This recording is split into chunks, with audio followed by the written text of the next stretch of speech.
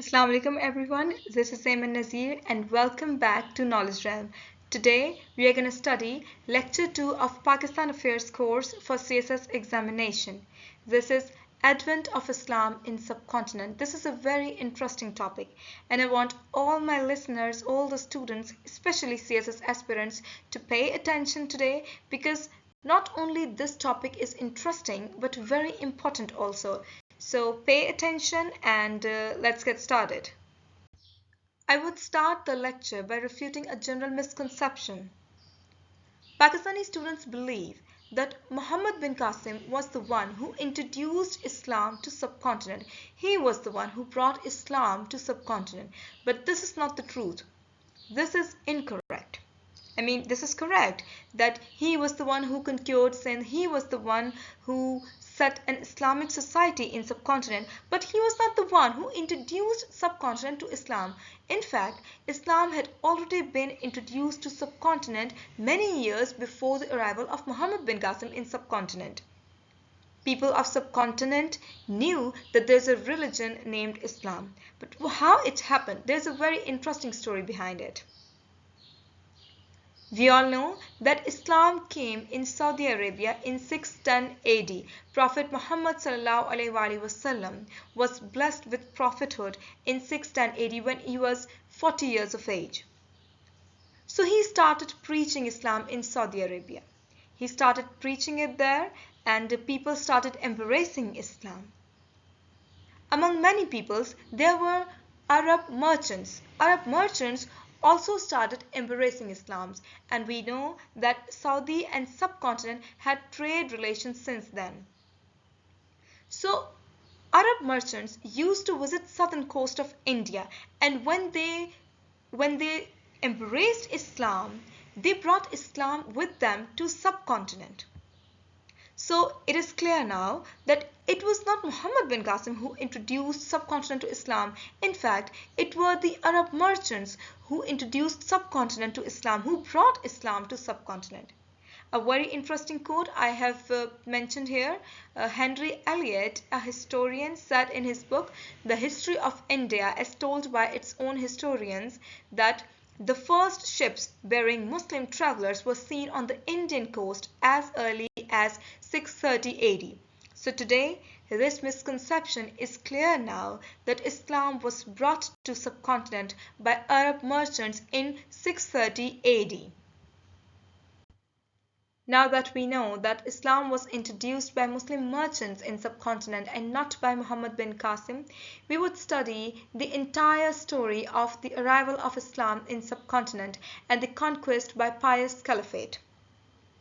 We all know that Islam was sent to Saudi Arabia. It was revealed on Prophet Muhammad ﷺ. And Prophet Muhammad ﷺ had a mission that he wanted to spread Islam to entire world. He was preaching Islam and this was his mission. In 632 AD, Prophet Muhammad ﷺ died and the responsibility was taken by his followers then, his fellows then. Hazrat Abu Bakr Siddiq Radhiyallahu Ta'ala Anhu was the first caliph after Prophet Muhammad ﷺ. So he took the responsibility of spreading Islam, spreading the rule of Islam in entire world. So he started conquering places. First, he conquered Iraq and Syria and he established Islamic society there. Then after Hazrat Abu Bakr Siddiq Radhiyallahu Ta'ala Anhu, second caliph of Islam was Hazrat Umar Radhiyallahu Ta'ala Anhu. Hazrat Umar Radhiyallahu Ta'ala Anhu took the responsibility of spreading Islam in entire world and followed Prophet Muhammad ﷺ's steps. He conquered Iraq and with the conquest of Iraq, almost entire Arabian Gulf was under the rule of Muslims. Now it was very easy for Muslims to access subcontinent and to spread Islam in subcontinent. So they started preparing for that. Subcontinent was under Hindu Rajas at the time and they were disintegrated, they were not united, and it was very easy for Muslim leaders to spread Islam at the time because Hindu leaders were not united, they were disintegrated. So Muslim leaders decided to conquer the area. But what were the reasons behind this decision? Why they were so interested in subcontinent? I have mentioned it many times in the previous lectures also that subcontinent has always been a very attractive area for entire world because of its fertility and because of the population of the land. So this was the reason that Muslim leaders at the time were interested in spreading Islam in subcontinent. So the first person who invaded subcontinent was Usman bin Abil As, and he was the governor of Bahrain. He conquered Thana and Bharuch in 637 AD. He deputed 3 naval groups, and one was under his leadership and 2 others were under the leadership of their brothers. Then there came Hakam al-Taghlibi and Abdullah bin Utbah. They were Arab generals. They captured Makran in 645 AD. Then there came Hakim bin Jabal in 650 AD. Hakim bin Jabal was not sent to do any conquest, but he was sent to survey Sindh, to do a rakhi, to find out that how people live there so that Muslim leaders could attack, could invade and could conquer that area. Then there came Muhallab bin Abi Sufra. He was the governor of Makran and he captured Bannu in 688 AD. Another name in the leaders is Sanan bin Salma. These were the 5 prominent generals, Arab generals, who took part in conquering subcontinent. So it is clear now that whenever we talk about the arrival of Islam in Sindh, in subcontinent, we should not just directly jump to the expeditions of Muhammad bin Qassim, but we should keep in mind, we should remember the names of all these 5 great generals and the pious caliphate who were there, who spread Islam in subcontinent and who introduced Islam to subcontinent. So this was a very interesting story of arrival of Islam, of the introduction of Islam to subcontinent, and the misconception is clear now that Islam was brought to subcontinent in 630 AD by these leaders. Now we would study a very interesting episode of the history, that is arrival of Muhammad bin Qassim in subcontinent. We would study how Muhammad bin Qassim came to subcontinent, what took him there, and how he conquered Sindh, and how he established the first Islamic society in Sindh. In 707, an incident took place called Ceylon incident. A very miserable and gruesome incident this was actually. Ceylon is the old name of the Sri Lanka country that is in the west of India. There an incident took place. It became the reason of the arrival of Muhammad bin Qassim in subcontinent. What happened at the time? There were some traders who were living in Ceylon. They were Muslim traders and they were from Persia actually, but they moved to Ceylon and they got married there, they settled there and they started their families there. I have explained it in the previous slide that Arabia and India had trade relations, so these traders from Persia came to do trade in Ceylon, but then they got married there. Right here on the map you can see the trade route. This is the trade route. This is Ceylon and this is Arabia. So, and this was Persia, that is Iraq today. So this was the trade route and traders used to take this route to go to southern coast of India and Ceylon also. So these were the traders who went to Ceylon to do the trade, but then some of them settled there. Then a disease broke out in Ceylon and the foreigner traders from Persia were not immune to the disease of this new land. They caught that disease and they succumbed to that disease. They died and then they were sent back to Persia with their children and wives from Ceylon. But a very, very sad incident took place when they were on their way back to Iraq, that was Persia at the time. Notorious Sindhi pirates attacked and looted them.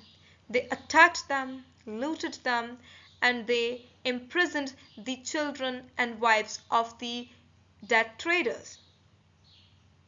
One of the prisoners, named Nahida, wrote a letter to Hajjaj bin Yusuf, who was the governor of Iraq at the time. She wrote the letter to Hajjaj bin Yusuf and she narrated all the story, all the incident that happened to them. Hajjaj bin Yusuf got the news of the incident and commanded Raja Dahir to persuade pirates to free the prisoners. Raja Dahir was the Raja of Sindh at the time. He was ruling Sindh, but he showed a cold shoulder to Hajjaj bin Yusuf and he did not take any action to stop the pirates. Hajjaj bin Yusuf was infuriated at the time and he tried to stop pirates somehow. So he sent Arab generals. First he sent a general named Ubaidullah, but Ubaidullah could not defeat the pirates and he was killed there. Thereafter Hajjaj bin Yusuf sent Muhammad bin Qassim. History shows that Muhammad bin Qassim was only 17 years of age at the time, but he was not afraid of going on a war because he wanted to defeat the notorious pirates and he wanted to save the Muslim people, Muslim children, Muslim wives. So he was sent to fight Raja Dahir. He fought with Raja Dahir, he defeated Raja Dahir at the road and he conquered the Sindh. This was a very interesting story of the conquest of Sindh by Muhammad bin Qassim, a very, very brave leader of Muslim at the time. So this is how Muhammad bin Qassim came to subcontinent and conquered Sindh. So till now, Muhammad bin Qassim has successfully defeated Raja Dahir and conquered Sindh. Sindh is now under the rule of Muhammad bin Qassim. But suddenly, people of that area, people of Sindh, started liking Muhammad bin Qassim. They were not Muslims at the time because Sindh was under the rule of a Hindu Raja, Raja Dahir. So people of Sindh at the time were Hindus. But then these Hindus started liking Muhammad bin Qassim, a Muslim ruler. Why? What made them like Muhammad bin Qassim? It was the generous and merciful policies of Muhammad bin Qassim that created a great impact on the people of Sindh at the time. Actually, the local people of Sindh were frightened when Muhammad bin Qassim defeated them. They thought that now this new ruler would kill us. He would demolish the places of worship, he would humiliate us, he would humiliate a woman, but nothing like this happened. Why? Because we all know that in Islam there are some rules of war, there are some rules of conquering an area, and there are some rules of ruling the people of other religions. So Muhammad bin Qassim followed these rules. He promulgated Islam in that area and he adopted Islamic policies that created great impact on the people of Sindh at the time. So it was the impact of his policies that people started liking him and people started embracing Islam. Hindus started converting to Islam and Islam was flourishing. Islam was promulgated in Sindh by Muhammad bin Qassim. But then in 714, Muhammad bin Qassim was called back by Caliph Suleiman bin Abdul Malik. The story of Muhammad bin Qassim in Sindh finishes here, and thereafter princes established their independent dynasties. Now we would study the arrival of Mahmood Ghaznavi in subcontinent. Mahmood Ghaznavi was actually a Turk. We would start the story of Mahmood Ghaznavi by his ancestors. Alptagin, who was the maternal grandfather of Mahmood Ghaznavi, he was a Turk He was a Turk slave and he was made commander. We all know that in Islam, merit is everything. If you are capable and if you have the right skill, you can definitely have the position, you can definitely have the designation that you deserve. So Alptagin was also a Turk slave, but he was capable and he was intelligent, so he was made commander. But after the death of his patron, he was exiled and he started living in Ghazni. Ghazni is an area in Afghanistan. There, he set the foundation of Ghaznavid dynasty. So it was the Mahmood Ghaznavi's grandfather who set the foundation of Ghaznavid dynasty. Keep this in mind for objective portion of the exam. Alptagin set the foundation of Ghaznavid dynasty, then he died and his son-in-law named Subuktigin took the throne.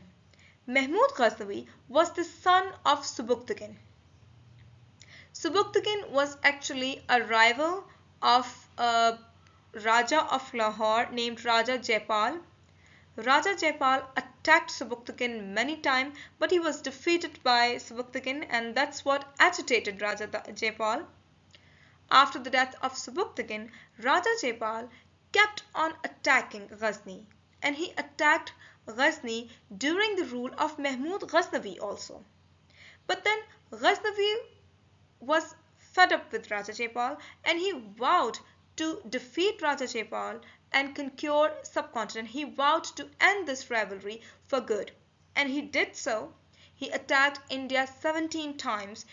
He started 992 and ended in 1001, and in 1001 AD he finally conquered India.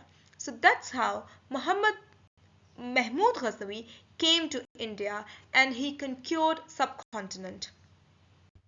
Now let's study the Ghaznavid dynasty, that is how Mahmud Ghaznavi ruled in subcontinent.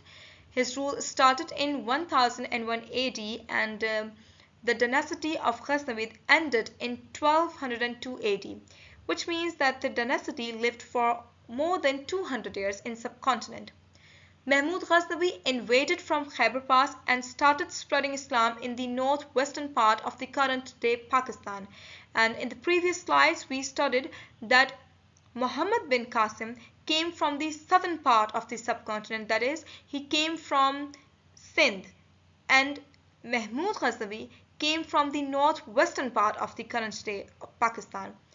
Now, we can make sense here that how Islam is spreading in the entire continent, right? Muhammad bin Qasim came from the southern part and Mahmud Ghaznavi came from the northwestern part of the current-day Pakistan. He came from Khyber Pass. Alright, so we can show this on a map very interestingly in examination, and it would create a very good impact on the examiner. So let's go back to the rule of Ghaznavi. Ghaznavi came from Khyber Pass and he crushed Somnath temple and found tons of jewels and gold. This is a very interesting episode, the crushing of Somnath temple. Mahmud Ghaznavi crushed Somnath temple when he invaded subcontinent. He set the foundation of Islamic rule in northwestern part of subcontinent, and during Ghaznavi rule, many saints preached Islam in India. So we can say that Ghaznavi dynasty was the time of saints in India. Data Ganj Bakhsh, whose name is Sheikh Ali Hijweri, was also from the time of Ghaznavid dynasty. He wrote a very interesting and very revered book, Kashful Mahjub. So this was the Ghaznavid dynasty in India. Now let's study the Gharid dynasty, the dynasty that succeeded Ghaznavid dynasty. It was established in 1202 and ended in 1206. So let's study that how it started and how it ended. Gharids and Ghaznavids were actually rivals. They had a history of differences. Make it clear that both of these dynasties were Muslims, but they were rivals. Gharids were exiled by Ghaznavids from Ghazni, but when Ghaznavids became weak in Ghazni, Gharids attacked them and defeated them. They conquered Ghazni first. Their leader was Shahabuddin Ghori, and the dynasty, Ghorid dynasty, is named after Shahabuddin Ghori. After defeating Ghaznavids in Ghazni, they attacked Lahore and conquered it in 1186. After Lahore, they fought with Prithvi Raja and conquered Bhatinda in Battle of Tarain in 1191.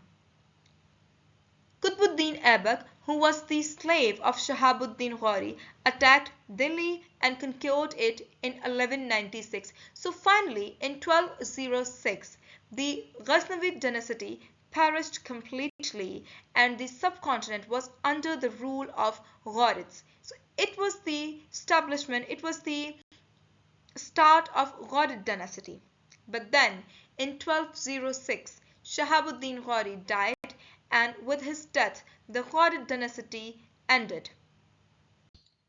So in 1206, Shahabuddin Ghori died, and with his death, the Ghorid dynasty ended. But then another dynasty started named Mamluk dynasty. Shahabuddin Ghori's slave, Qutbuddin Aibak, who conquered Delhi in 1196, took the throne and set the foundation of Islamic State in subcontinent, and this was the very start of Mamluk dynasty.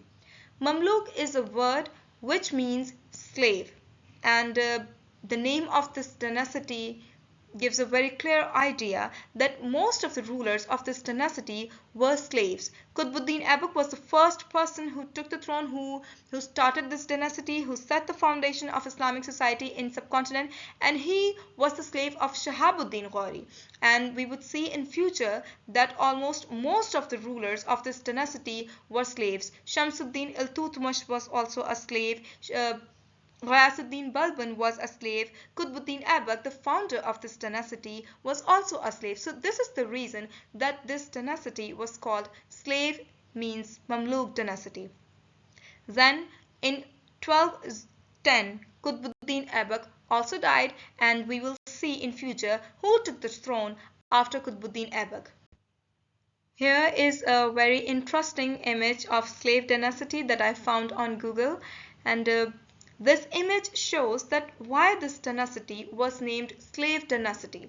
Slave dynasty started in 1206 and ended in 1290, and here are some of the rulers, some of the emperors of the slave dynasty, and we can see that most of the rulers are slaves. So this is the reason that this dynasty was called slave dynasty or Ghulam dynasty. Qutbuddin Aibak, who set the foundation of this dynasty, he was a slave of Shahabuddin Ghori. Shamsuddin Iltutmish, he was also a slave. Razia Sultana, she was not a slave, she was the daughter of Shamsuddin Iltutmish. Ghiyasuddin Balban, he was also a slave. So it shows that why this dynasty was called slave dynasty, because most of the rulers of this dynasty were slaves. So this was a very interesting image, so I thought why not show it here, and it would make the idea very clear that why this dynasty was called Ghulam dynasty or slave dynasty. Now here is my most favorite slide. It is a very comprehensive, complete and interesting slide, and I put much effort in making it and designing it. It is a very comprehensive timeline of Mamluk dynasty, that is from 1206 to 1290, and it explains the rule very explicitly, very comprehensively, and I suggest all the CSS aspirants to make such kind of timelines in their examination to impress the examiner. It delivers the idea very clearly and very explicitly, and these kind of timeline make the memorization also very easy. So let's study the timeline of Mamluk dynasty. Mamluk dynasty was actually started by Qutbuddin Aibak in 1206. In 1206, Qutbuddin Aibak took the throne after the death of Shahabuddin Ghori. He was the slave of Ghori, and he set the foundation for Islamic State in subcontinent. In 1210, Qutbuddin Aibak died, and his incompetent son Aram Shah took the throne. But he could not rule for very long because he was incompetent, and he was not a good ruler, so he could not rule for very long, and the throne was given to Shamsuddin Iltutmish in 1211. Shamsuddin Iltutmish was a slave of Qutbuddin Aibak, and as I can remember, he was also the son-in-law of Qutbuddin Aibak. He consolidated the state, and he brought a group of 40 people from Kazakhstan, which was called Chalgan, or the 40s at the time. It was a group of 40 strong and wise people that was like a cabinet to the Sultan. Shamsuddin Iltutmish was a very wise and intelligent person. He ruled very wisely, and he consolidated the state. In 1236, Shamsuddin Iltutmish died, and his son Ruknuddin Firoz took the throne. Shamsuddin Iltutmish himself did not want any of his son to take the throne. He was not in favor of this. Rather, he wanted his daughter Razia Sultana to take the throne and to run the empire after him. So Ruknuddin Firoz took the throne in 1236, but he was very cruel. But he could not rule for very long, and then Razia Sultana, as Shamsuddin Iltutmish wished, took the throne in 1236, and she ruled very wisely. She ruled for almost 5 years, and in 1242 she was killed. She was killed by his own brother, Muizzuddin Bahram Shah. Muizzuddin Bahram Shah snatched the rule from Razia, but he also could not rule for very long, and in 1245 Nasiruddin Mahmood took the throne, and he became king after Bahram Shah. Nasiruddin Mahmood ruled wisely, and he died in 1266, and in 1266 Ghayasuddin Balban took the throne. Ghayasuddin Balban ruled from 1266 to 1286. He was one of the 40s, actually, the 40 that was brought to subcontinent by Shamsuddin Iltutmish. When Ghayasuddin Balban took the throne, the first thing he did was that he dismantled the 40, because he feared a mutiny in the 40s. He just wanted to dismantle the power of the 40, and this was something that became the reason of disintegration of empire in the future. It was the golden time of dynasty, but Ghayasuddin Balban, his offspring's disobedience caused fragmentation of dynasty. His offsprings were not able, they were not good, and they could not rule the empire sagaciously, so the empire fragmented and the dynasty ended in 1290. So this was the entire timeline of Mamluk dynasty. Now we would study the decline of Mamluk dynasty and how it ended, and what dynasty was established after Mamluk dynasty. Now we would study the decline or the end of Mamluk dynasty and the start of Khilji dynasty. What happened in the last days of Balban was that he called Malik Firoz to take care of the administrative work, because his own offsprings were not able to take care of the empire, they were not able to take care of the administrative work, so he called Malik Firoz for this purpose. But after the death of Balban, Malik Firoz laid the foundation of his own dynasty called Khilji Dynasty. Malik Firoz was from a village called Khilj, so this is the reason he named his dynasty Khilji Dynasty. He declared himself as Jalaluddin Khilji, and he set the foundation for his dynasty called Khilji Dynasty. So this is how Mamluk dynasty ended and Khilji dynasty started in 1290 that ruled till 1320 AD. Now let's discuss about the rule of Jalaluddin Khilji. Jalaluddin Khilji was actually a good administrator and a good diplomat. This is what history narrates about him. He was a good administrator and a good diplomat. A very interesting and very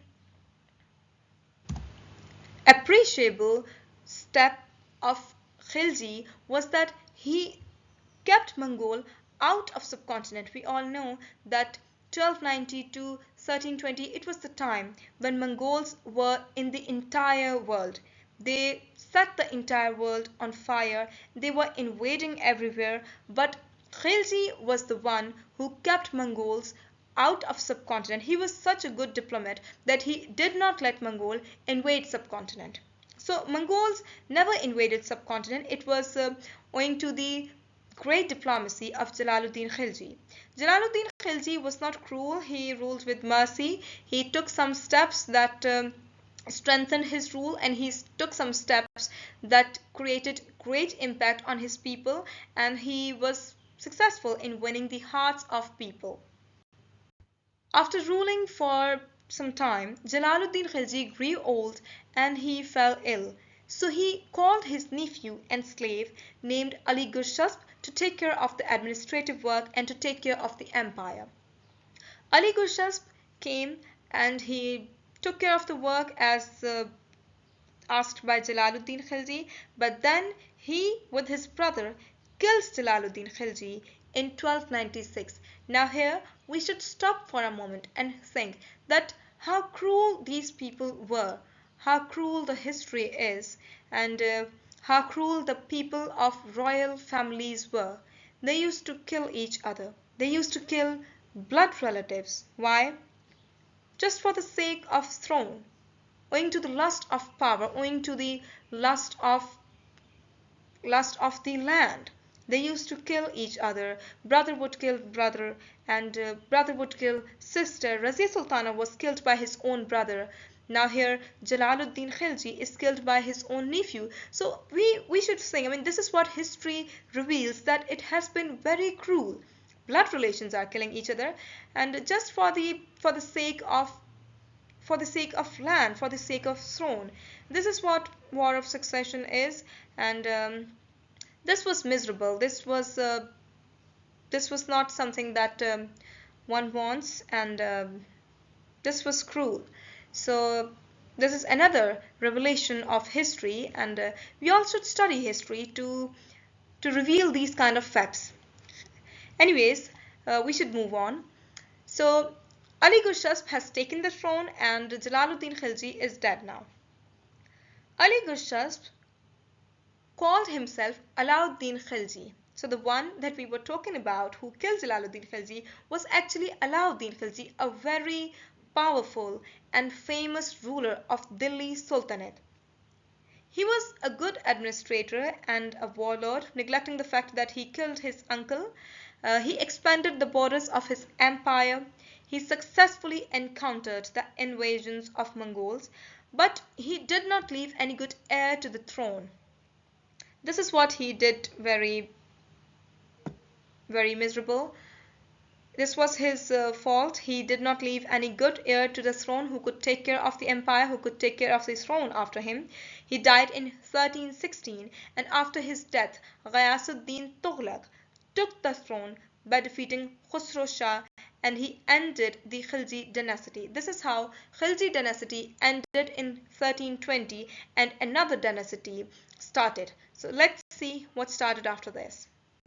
So in 1320, Ghayasuddin Tughlaq ended Khilji Dynasty, and he set the foundation for his own dynasty, that is Tughlaq Dynasty. His name was Ghazi Malik. He became Sultan by defeating Khusro Shah.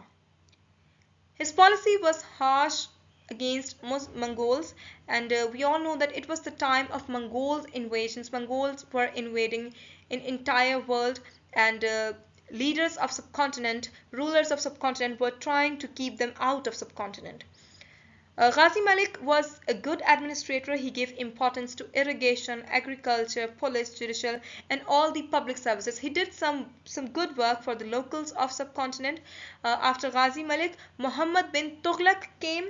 He was not a good ruler, and the successors were not good, and most of the territories became independent. There is nothing very interesting about Tughlaq Dynasty. It started in 1320 and ended in 1414, and in 1398, Amir Timur also invaded in India, and Nasiruddin Muhammad Shah Tughlaq was the last ruler of Tughlaq Dynasty. In 1414, Tughlaq Dynasty ended and another new dynasty was started. So this is enough about the Tughlaq dynasty. For the sake of CSS examination, this is enough and we should not delve anymore in this.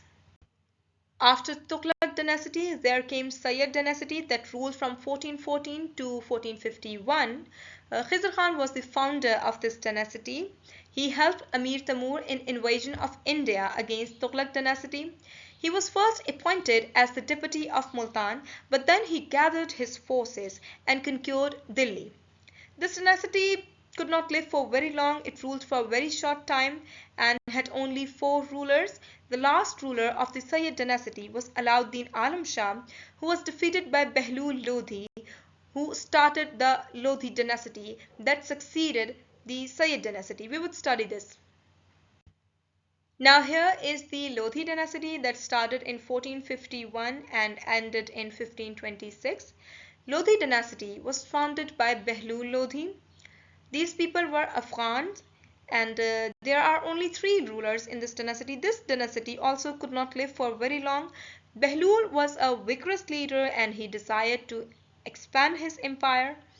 After conquering subcontinent, he died in 1498. It was a very strong dynasty. His son ruled till 1517, named Sikandar Khan Lodhi. Sikandar Khan founded the modern city of Agra, and in 1526, Ibrahim Lodhi was defeated by Babur in the first battle of Panipat. So this was the end of Lodhi dynasty. After Lodhi dynasty, there is a very interesting episode of history, that is the rule of Mughals, and we would study that in next lecture and that would be very interesting. So this was the end of different dynasties in subcontinent. We started with Muhammad bin Qassim, then Ghaznavi dynasty, then Ghaudi dynasty, and it ended in Lodhi dynasty. And now we would study a completely different and new era, that is Mughal dynasty, and it would be very interesting. Now here is the summary of the entire lecture. This is a very interesting, comprehensive slide, a timeline of advent of Islam, advent and expansion, spread of Islam in India that started in 630 AD and continues till 1526 AD. I'm suggesting all the CSS aspirants to practice these kind of timelines, to make these kind of timelines in their exams so that they could impress the examiner. It would create a great impact on the examiner and you would be able to score good. So let's start the timeline of advent of Islam. Let's go through this. The Arab merchants brought Islam in the subcontinent in 630 AD. So first in 630 AD, Islam came to subcontinent. It was Caliph Umar who sent warriors to conquer subcontinent. Then in 711 AD, Muhammad bin Qassim conquered Sindh and set the foundation of Islamic State in 711 AD. It was the southern part of subcontinent. Alright. Then in 1001, Mahmood Ghaznavi fought with Raja Jaipal and set foundation of Ghaznavi dynasty, and he invaded from Khyber Pass. We all know that Mahmood Ghaznavi invaded from Khyber Pass. He set Islamic society in northwestern part of Pakistan, and Muhammad bin Qasim set Islamic society in southern part of Pakistan. After Mahmood Ghaznavi, Ghaudi dynasty was established by Shahabuddin Ghori in 1202 and the dynasty ended in 1206 and Mamluk dynasty was started then. After Mamluk dynasty in 1290, Khilji Dynasty was founded by Firoz Khilji and in 1320, Tughlaq Dynasty was founded by Ghazi Malik and Khilji Dynasty ended then. In 1414, Sayyid dynasty was founded by Khizr Khan and in 1451, Lodhi dynasty was founded by Behlul Lodhi that ended in 1526 and in 1526, Mughal era was started.